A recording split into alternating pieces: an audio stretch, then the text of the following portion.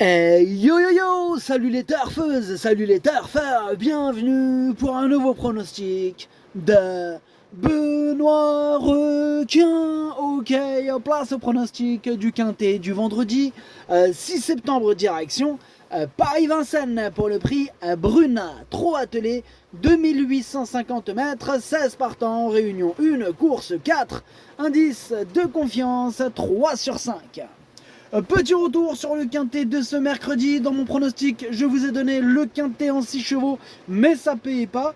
Et pour les VIP ce mercredi, on a carrément un ticket quintet dans l'ordre qui est passé quintet dans l'ordre. Hein, ça fait toujours plaisir un quintet dans l'ordre, c'est clair. Mais bon, bah pareil, hein, ça payait pas. Alors, du coup, cette vidéo, je la tourne avant l'arrivée du quintet de ce jeudi et je reviendrai dessus demain. Avant de commencer le pronostic, je m'excuse, il pleut fort, ça s'entend dans la vidéo.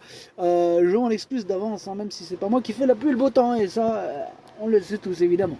Enfin bref, c'est parti, on commence le pronostic et on commence avec le numéro 1, Joshua PJ, on écoute Damien Bonne. Joshua PJ aligne les bons résultats et semble s'amender, hein, même s'il lui arrive encore de faire quelques blagues.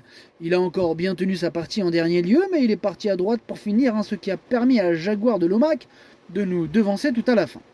Il est de mieux en mieux et possède de sérieux moyens. Il peut remporter ce quintet, mais il peut aussi galoper. C'est le moins riche de ce quintet numéro 1, mais attention à lui. Hein, moi je pense que c'est lui qui va remporter ce quintet, sinon je ne l'aurais pas mis aussi haut. Je l'ai mis en tête de mon pronostic. Hein, il me plaît vraiment beaucoup celui-là. C'est mon préféré, mon coup de cœur. On passe au numéro 2, Gersino. De toute façon, excusez-moi, hein, mais il fera d'ailleurs sûrement partie des favoris. Hein, d'ailleurs, ce numéro 1. Oui. Ce sera aussi le préféré de tout le monde. Bref, on passe au numéro 2. On a dit Gersino Vici. On écoute Frédéric Ledoux. Gersino Vici, comment dirais-je, il a déjà bien fait sur cette distance. Alexis Colette, il a peut-être fait une erreur hein, dernièrement, Monsieur Colette. Ah ouais, bon, après, bon, ça arrive. Maintenant, le cheval, il est en forme depuis 1 mois et demi, là, mais bon, les courses se déroulent mal. Hein. Ah ouais, c'est chaud, là, en ce moment. Voilà, il sera plaqué des 4 pieds pour la deuxième fois, et je le trouve meilleur à gauche qu'à droite, maintenant. Il devrait être dans les 3-4, hein, dans les 3-4. Dans les 3-4, il est super chaud, Frédéric Ledoux. Moi, je suis pas aussi chaud que lui, mais il me fait peur quand même. Hein. C'est quand même mon deuxième cheval de complément en cas de non partant. Attention. On enchaîne avec le numéro 3, Joria Méloise, et on écoute Pierre Belloche. Alors écoutez, Joria Méloise a très bien tenu sa partie au sable début juillet avant d'observer une période de repos. Bon, elle a bien travaillé mardi matin, hein, ce qui m'incite à la présenter finalement. À la base, cette course n'était pas forcément prévue. Elle peut accrocher une place à ce niveau, hein, malgré la présence des mâles. Ok, merci Pierre Belloche. Moi, il me plaît bien ce numéro 3. En plus, il devrait avoir une petite cote sympathique. Je l'ai gardé en toute fin de combinaison. Attention à lui. On passe au numéro 4. Jasmine Douilly. Et on écoute Cédric Herceran. Jasmine Douilly fait preuve d'un peu de caractère et n'est pas toujours facile à utiliser. Je voulais m'installer à son sulky à mêler pour me rendre compte de son exact niveau de forme. Sa prestation est bonne, bon, elle doit affronter les mâles, hein, ce qui complique les choses à Vincennes. Néanmoins, elle pourrait avoir plus de gains ici, elle peut rivaliser pour les places. Eh bien, merci Cédric. En tout cas, ce numéro 4, pour ma part, je ne l'ai pas retenu. On enchaîne avec le numéro 5, Jockey. On écoute Vincent Lebarque. Jockey, il devait rendre 25 mètres là, à Cabourg. Il s'est retrouvé piégé en épaisseur lorsqu'il a tenté de se rapprocher. Sa sortie précédente à Mêlée du Maine était encourageante. Bon, il est bien engagé. Je profite de sa bonne forme pour le plaquer devant et le déférer des postérieurs. Bon, il a souvent bien fait dans cette configuration. Tout sera une question de parcours, mais il peut se placer. Hein. Ouais, il peut se placer comme bien d'autres. En tout cas, ce numéro 5, je ne l'ai pas retenu.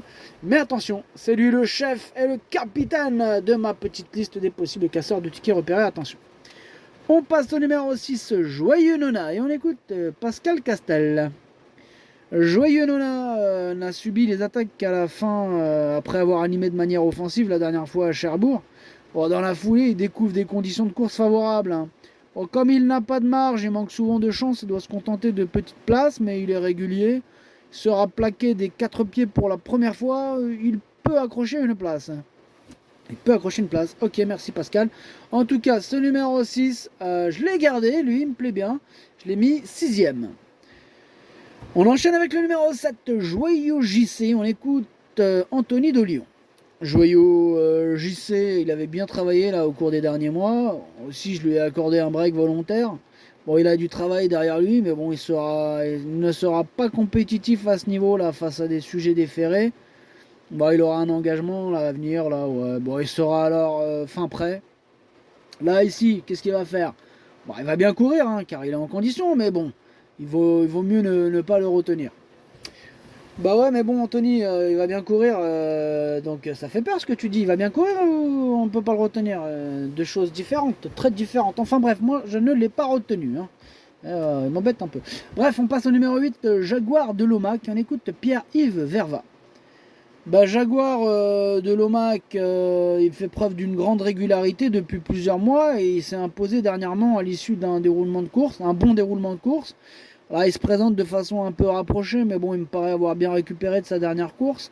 Il bénéficie d'un engagement très favorable, hein. Il faudra un peu de chance pour doubler la mise, mais bon, sa place, elle est dans le quintet. Ouais, allez, dans le quintet, sa place. En tout cas, ce numéro 8 fait partie de mes préférés. Je l'ai mis très haut, je l'ai mis 2ème, mais j'y crois dur comme fer. On enchaîne avec le numéro 9, Girenzo, et on écoute Alphonse Van Bergen. Bonjour Alphonse. Ya, bonjour. Girenzo, il n'était pas à l'aise, déféré dernièrement à la Capelle. Aussi, sa 5ème place est correcte. Il est capable de faire mieux. Cette sortie lui a fait du bien. Il est très bien des conditions. Maintenant, c'est fin scène et y gagner n'est pas évident. J'espère une bonne place à l'arrivée en courant à l'économie. Bah, je te le souhaite, Alphonse, et je nous le souhaite aussi parce que je l'ai gardé, mais en fin de combinaison. On passe au numéro 10, Jonagold, et on écoute Stéphane Bourlier. Bonjour Stéphane. Ouais, bonjour. Bon, écoute, Jonagold, c'est un très bon élément. Bon, il réalise toujours de très bonnes valeurs, mais ça handicape ses chances hein, sur des photos de départ où il concède du terrain. Bon, je vais sans doute lui mettre un nouvel artifice. Johan Le Bourgeois le connaît. Je suis pressé de voir mon cheval partir au trot. Bah, il a le niveau de remporter une telle course, j'en suis convaincu. Ok, merci Stéphane. Bah, il me fait vraiment peur ce numéro 10. En plus, il devrait avoir une bonne cote. Il peut faire très mal. Moi, bah voilà, je ne l'ai pas gardé. C'est lui mon gros regret. C'est lui mon cheval de complément en cas de non partant. Mais attention à ce numéro 10. Hein. Vraiment, c'est pas un interdit. On passe au numéro 11, Jérémy Das, et on écoute Sébastien Tribourdeau. Bah, Jérémy Das, il aurait mérité de gagner une course cette saison. Bon, c'est la suite du programme. Hein. Bon, il n'a jamais fait la grande piste de Vincennes, mais il est généreux et régulier. Il s'adapte très bien. Dernièrement, il a couru à droite alors qu'il est plutôt gaucher. Bon, il avait enchaîné les courses, donc c'est presque mieux qu'il court à 3 semaines. On espère être dans les 5, voire mieux. Hein. Ouais, bah ouais, ok, merci Sébastien Tribourdeau. En tout cas, ce numéro 11, moi, il me plaît beaucoup. Il fait partie de mes préférés, je l'ai mis 4ème. On passe au numéro 12, Jazzy Flinny. On écoute Grégory Torel. Hein. Je rappelle, Grégory Torel, il est sur ma liste rouge. C'est l'un des premiers de ma liste rouge. Hein. Liste rouge, pour ceux qui ne connaissent pas, c'est la liste rouge des entraîneurs qui disent quelque chose et que c'est tout le contraire à l'arrivée. Enfin bref, on t'écoute, Grégory. Ah bon, je suis toujours sur la liste rouge. Ouais, t'es toujours... Enfin bref, vas-y, enchaîne.